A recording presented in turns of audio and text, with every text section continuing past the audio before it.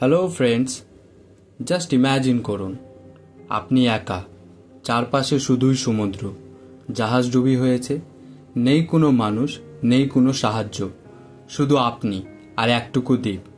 কিভাবে বাঁচবেন? কি খাবেন? কে আপনাকে বাঁচাবে? আজ আমরা বলবো সেই মানুষটার কথা যে 28 বছর একা এক দ্বীপে বেঁচেছিল, নির্মাণ করেছিল নিজের রাজ্য, নিজের নিয়ম এবং নিজের ধর্ম।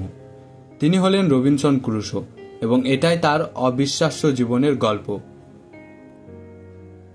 যদি আপনি প্রথমবার এই চ্যানেলে এসে থাকেন, তাহলে আমি আজিজ নিয়ে এসেছি ক্লাসিক সাহিত্যের সবচেয়ে রোমাঞ্চকর গল্পগুলো বাংলা ভাষায়। আর যদি আগেও আমার সঙ্গে থাকেন, তাহলে স্বাগতম আবারও এই অভিযানে। তাহলে চলুন ফিরে যাই সমুদ্রের মাঝে, যেখানে এক নাবিকের জীবন বদলে গিয়েছিল চিরদিনের জন্য। প্রথমে আমরা জেনে নিব এই নোবেলের কিছু প্রাথমিক তথ্য সম্বন্ধে। ড্যানিয়েল ডিফোস রবিনসন ক্রুশো, এটি প্রথম প্রকাশিত হয় 1719 সালে। তৎকালীন ইউরোপীয় সমাজে উপনিবেশবাদ, দাসপ্রথা, ধর্মীয় বিশ্বাস এবং আত্মনির্ভরতা ছিল আলোচনার কেন্দ্রে। এই উপন্যাসে এই সব বিষয় উঠে আসে খুব নিপুণভাবে। এবারে আমরা জানব এই নোবেলের কিছু গুরুত্বপূর্ণ চরিত্র সম্বন্ধে। রবিনসন ক্রুশো উপন্যাসের প্রধান চরিত্র ইংল্যান্ডের ইয়র্ক শহরের এক তরুণ, যিনি জীবনযাত্রার স্বাভাবিক পথ না বেছে নিয়ে সমুদ্র যাত্রা করে। ফ্রাইডে দ্বীপে বসবাসকারী এক স্থানীয় মানুষ, যাকে ক্রুশো শত্রুর হাত থেকে উদ্ধার করে। তার নাম রাখে ফ্রাইডে, কারণ সে তাকে শুক্রবার উদ্ধার করে। ক্রুশোর পিতা, তিনি এক শান্তিপ্রিয় মানুষ। সে চান ক্রুশো এক মধ্যপন্থী জীবন যাপন করুক, না খুব ধনী না খুব দরিদ্র। জাহাজের ক্যাপ্টেন, প্রথম সমুদ্র যাত্রার সময় যিনি ক্রুশোর সঙ্গে ছিলেন, তিনি ছিলেন সদয়, যিনি ক্রুশোকে জীবনের শিক্ষা দেন এবং বিপদের সময় সাহায্য করেন। এবারে আমরা জানব এই উপন্যাসের মূল বিষয়বস্তু সম্বন্ধে। উপন্যাসটি শুরু হয় রবিনসন ক্রুশোর আত্মকথনের মাধ্যমে। সে নিজেই আমাদের জানায় তার জন্ম, পরিবার এবং জীবনের লক্ষ্য সম্পর্কে। আমার নাম রবিনসন ক্রুশো। আমি জন্মেছি ইংল্যান্ডের ইয়র্ক শহরে 1632 সালে। আমার বাবা একজন জার্মান, মা ইংরেজ। ক্রুশোর পিতা ছিলেন একজন বুদ্ধিমান ও পরিণত মানুষ।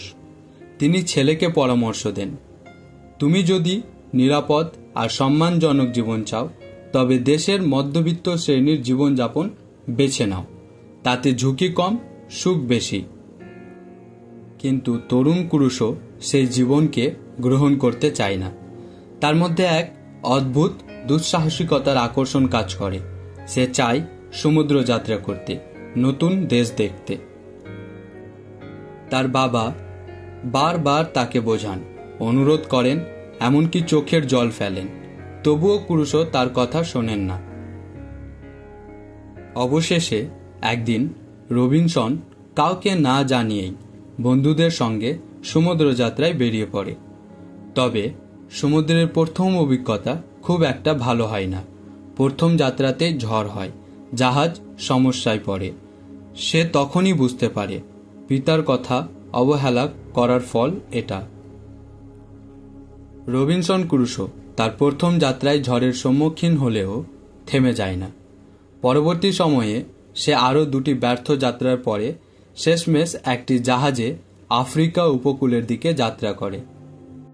আর এখানে আসে তার জীবনের একটি মোড় ঘোরানো ঘটনা। যাত্রাপথে এক ভয়ঙ্কর ঝড় দেখা দেয়। জাহাজ সম্পূর্ণ বিধ্বস্ত হয়, সবাই প্রাণ হারায়, কিন্তু রবিনসন অলৌকিকভাবে বেঁচে যায়। সে ভেসে আসে এক অজানা ও নির্জন দ্বীপে। চারপাশে শুধু সাগর, জঙ্গল আর নিস্তব্ধতা। না আছে মানুষ, না আছে সাহায্য। সে বুঝে যায় তাকে বেঁচে থাকতে হবে নিজের চেষ্টায়। প্রথমেই সে জাহাজে ফিরে গিয়ে প্রয়োজনীয় জিনিসপত্র, খাবার, অস্ত্র, বারুদ, দড়ি, কাপড় সব নিয়ে আসে দ্বীপে। সে গড়ে তোলে একটি অস্থায়ী ঘর, বেছে নেয় একটি উঁচু জায়গা, যেখানে শিকারী প্রাণী বা জল না ঢুকতে পারে। প্রথম রাত ছিল নিঃসঙ্গ, ভয়ের, অজানা শব্দে ভরা। কিন্তু সে ধীরে ধীরে অভ্যস্ত হয়। সে ভাবে, আমি তো বেঁচে আছি, এটি ঈশ্বরের আশীর্বাদ। এখন রবিনসনের সামনে একটাই প্রশ্ন, আমি কিভাবে বাঁচব? না আছে খাবার, না আছে নিরাপত্তা, না আছে মানুষ। তবুও সে হার মানে না। সে শুরু করে এক নতুন জীবন, একা, নির্জনে, কিন্তু সাহস নিয়ে। প্রথম দিকে সে জঙ্গলে ফলমূল ও সামান্য পশু শিকার করে খেত, কিন্তু ক্রমে সে চাষবাস শুরু করে। ধান, যব ও শস্য ফলাতে শেখে। সে ছাগল পুষতে শুরু করে দুধ ও মাংসের জন্য। একাকিত্ব রবিনসনকে ধীরে ধীরে নিজের ভিতর ডুবতে শেখায়। সে পুরনো জীবনের পাপ, অহংকার, অবাধ্যতা নিয়ে ভাবে। সে ঈশ্বরের কাছে ক্ষমা চায়, প্রার্থনা করে, ধ্যান করে। তার চরিত্রে ঘটে যায় এক আধ্যাত্মিক পরিবর্তন। সে বুঝতে শেখে ধৈর্য, কৃতজ্ঞতা ও আত্মবিশ্বাস কিভাবে মানুষকে বদলে দেয়। প্রতিদিন সকাল থেকে রাত কাজই কাজ। সে কাঠ কাটে, ঘর বানায়, আগুন জ্বালায়, পশু দেখাশোনা করে, নতুন নতুন কাজ শেখে। একসময় দ্বীপেই সে বানিয়ে ফেলে টেবিল, চেয়ার, পাত্র, বাগান, হাঁস, মুরগি ঘর, এমনকি নৌকাও। সে নিজের মধ্যে এক মানব সভ্যতা গড়ে তোলে। দীর্ঘ 20 বছর একা থাকার পর হঠাৎ একদিন রবিনসন দ্বীপে মানুষের পায়ের ছাপ দেখতে পায়। সে ভয় পায়, দ্বীপে কি কেউ এসেছে, নাকি বর্বর মানুষ খেকোড়া অর্থাৎ ক্যানিবালসরা এই দ্বীপে আসছে শিকার করতে। কয়েকদিন পরে দূরে দেখতে পায় একদল বর্বর মানুষ এক বন্দীকে হত্যা করছে। রবিনসন সাহস করে একজন বন্দীকে বাঁচায়, আর সেখান থেকেই শুরু হয় নতুন এক অধ্যায়। রবিনসন তাকে ফ্রাইডে নাম দেয়, কারণ সে তাকে শুক্রবার দিন উদ্ধার করে। ফ্রাইডে ছিল একজন স্থানীয় আদিবাসী যুবক, শক্তিশালী কিন্তু সরল ও কৃতজ্ঞ। রবিনসন তাকে ইংরেজি শেখায়, খ্রিস্ট ধর্ম শেখায় এবং ধীরে ধীরে তাকে নিজের সহযোগী বানিয়ে তোলে। শুরুতে রবিনসন ফ্রাইডেকে একজন সার্ভেন্ট এবং স্টুডেন্ট হিসেবে দেখে, কিন্তু ধীরে ধীরে তাদের সম্পর্ক বন্ধুত্বে রূপ নেয়। ফ্রাইডে তার প্রতি সম্পূর্ণ অনুগত হয়ে পড়ে। সে রবিনসনকে মাস্টার বলে ডাকে।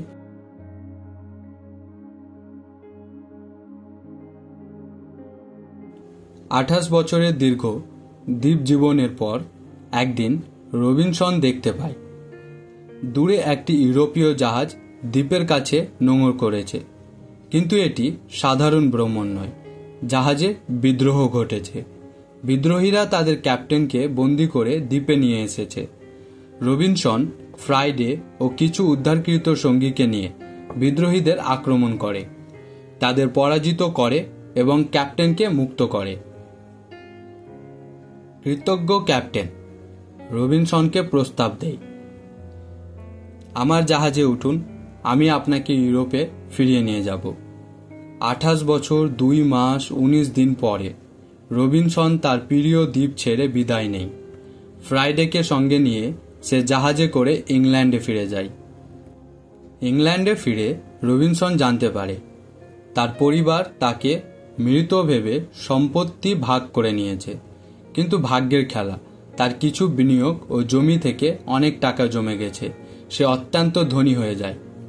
রবিনসন ক্রুসো শুধু এক অ্যাডভেঞ্চারের গল্প নয়, এটি সহনশীলতা, পরিশ্রম, আশা ও ঈশ্বরের বিশ্বাসের কাহিনী। রবিনসন প্রমাণ করেন পরিস্থিতি যতই প্রতিকূল হোক, বুদ্ধি, ধৈর্য ও সাহস দিয়ে জীবনকে নতুন করে গড়ে তোলা যায়। এই গল্প শুধু এক নাবিকের নয়, এটা আমাদের প্রত্যেকের গল্প, যেখানে আমরা প্রত্যেকেই কোনো না কোনো দ্বীপে লড়ছি আর অপেক্ষা করছি আমাদের নিজের উদ্ধার জাহাজের।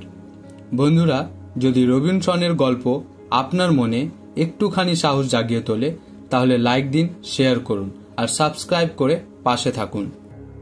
পরের ভিডিওতে আবার দেখা হবে।